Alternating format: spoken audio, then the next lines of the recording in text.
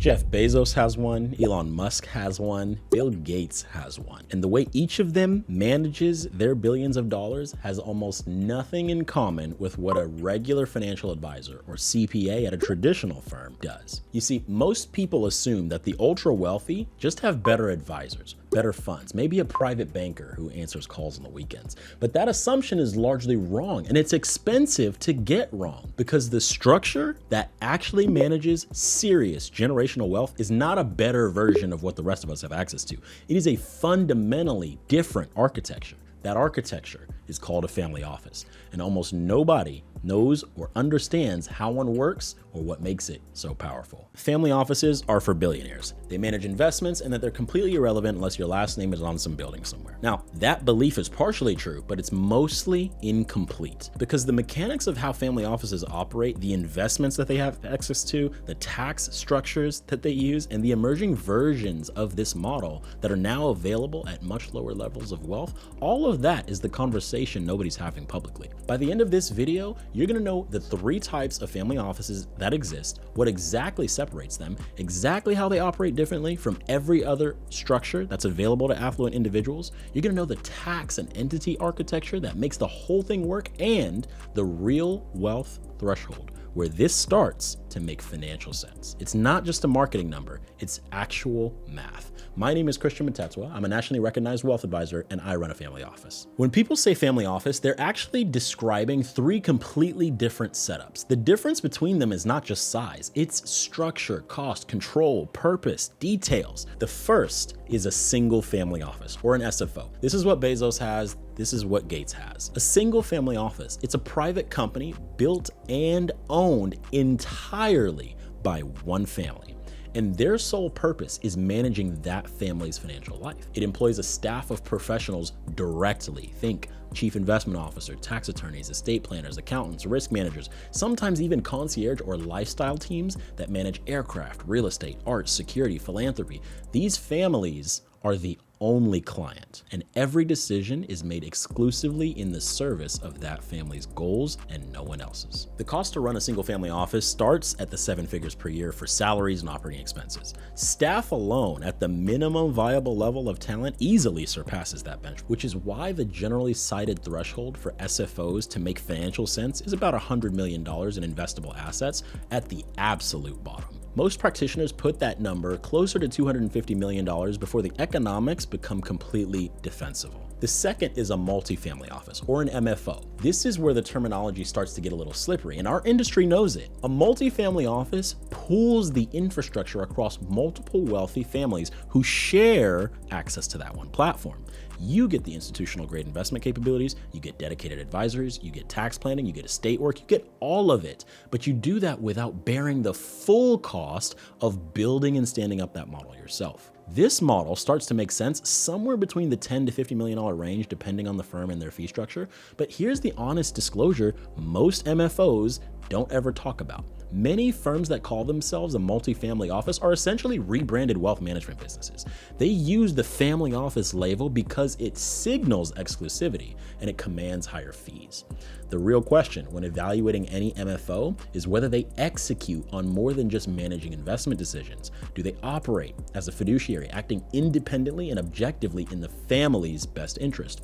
Or do they still distribute proprietary funds? Do they earn distribution fees? Do they earn fees that are not aligned with the family's interests? The name of the firm doesn't give you that answer. The fee structure and the engagement agreement does. The third tier is what's called a virtual family office. This is the most recent evolution of this structure and the one that's most relevant for folks in the $5 to $20 million range. A virtual family office coordinates a network of independent specialists, from investment officers to tax attorneys, estate planners, risk advisors, but all of those are under single oversight without actually living under one roof and one payroll. You get coordination and integration without the full infrastructure cost. And it's purpose-built for families who have real complexity, but they're not yet at a scale to justify having a fully staffed single-family office. Most people in this range are either working with a wealth management firm that's not truly operating as a fiduciary, or they're working with a collection of advisors who are not coordinating with each other. The virtual family office model solves both of those problems at a fraction of the cost of a single-family office.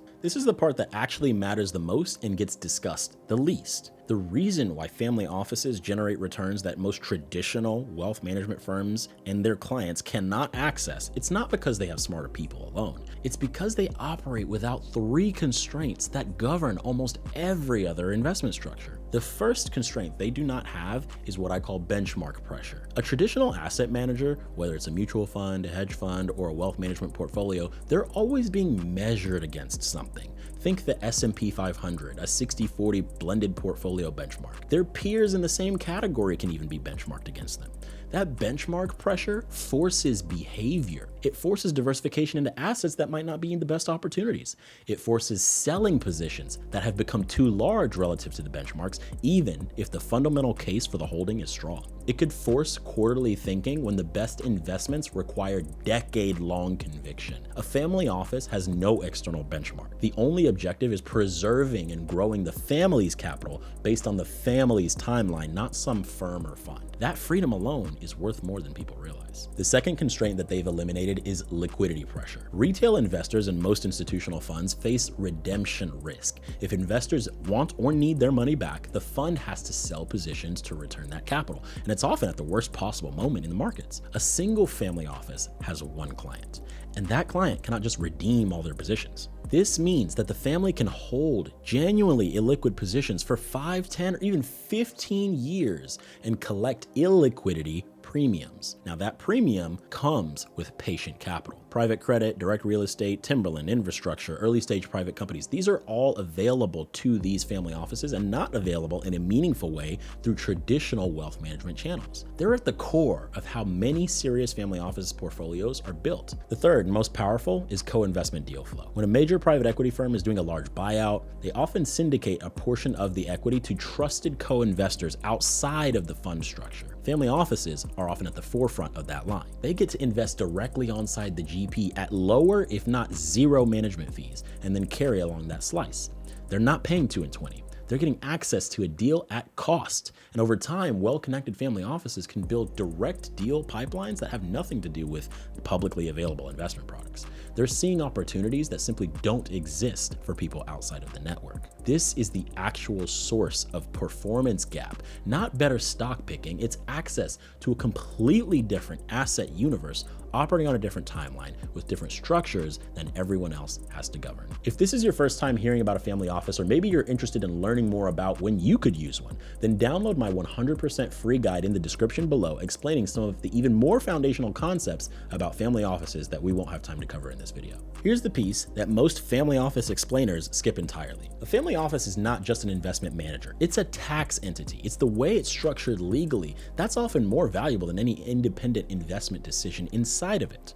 A properly structured family office typically sits inside a web of entities. There's the operating company that employs the staff, one or more investment vehicles with differentiated asset classes. There's trusts that remove assets from the taxable estate in some cases while maintaining family benefit. You've got charitable structures like donor funds and foundations that generate tax deductions. There are so many layers to a thoughtfully structured family office. The interplay between these entities is where the real wealth preservation happens.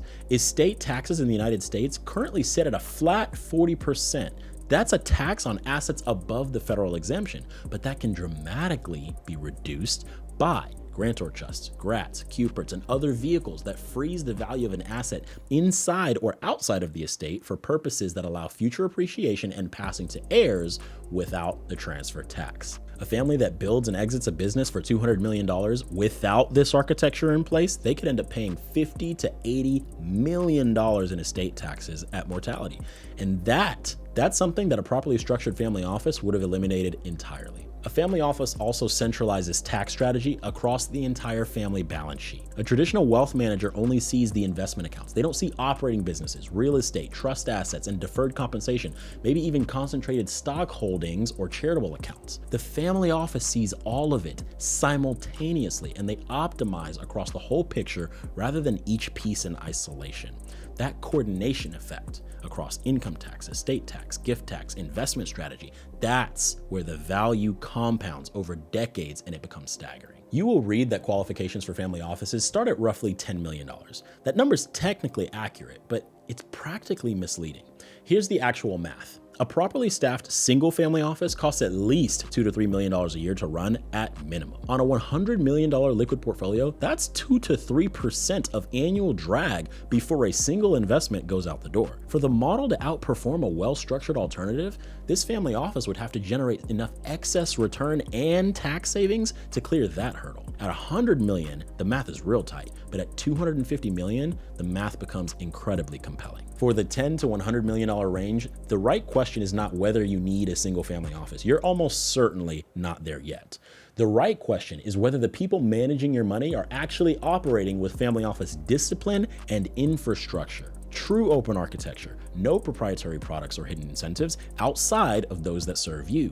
Coordinated tax strategy across the entire balance sheet, not just the investment account. Access to private credit, private equity, venture capital, and real investments, not just some publicly managed securities portfolio. Proactive estate planning integrated with the broader tax and the investment strategy, not bolted on as an afterthought. You see, if your current setup does not include each of those elements, you have a glorified wealth management relationship. You do not have a family office. The gap between those two things compounds quietly over decades in ways that become very visible by the time people notice them. A family office is not a premium wealth management firm. One of my colleagues in this space said it in a way that I thought was really great. This isn't first class on the same airplane that flies economy passengers. This is the private jet of wealth management. It's a completely different structure entirely. Single-family offices serve one family with fully dedicated infrastructure. Multi-family offices spread the cost of that infrastructure across multiple families, though the quality might vary enormously depending on the exact firm. Virtual family offices, they coordinate specialized talent without creating any infrastructure of their own. The investment edge comes not just from better managers, but from structural advantages. Less benchmark pressure, less liquidity constraints, and co-investment access to deals that never reach most people. The tax architecture built around the family offices often even preserves more wealth than any individual can get in investment returns, and the real threshold where it makes financial sense is not just $10 million. It's the point where the coordination, the tax savings, and the investment alpha potentially outweigh the cost of building this properly. The ultra wealthy are not just investing for more money. They're operating outside a completely different system. And now you know what that system looks like. If you learned something in this video, go ahead and like it below. Let me know in the comments you know works with a family office, and subscribe to get more breakdowns of high finance just like this. And don't forget to grab that free guide to understanding family offices in the description below. I'll see you in the next one.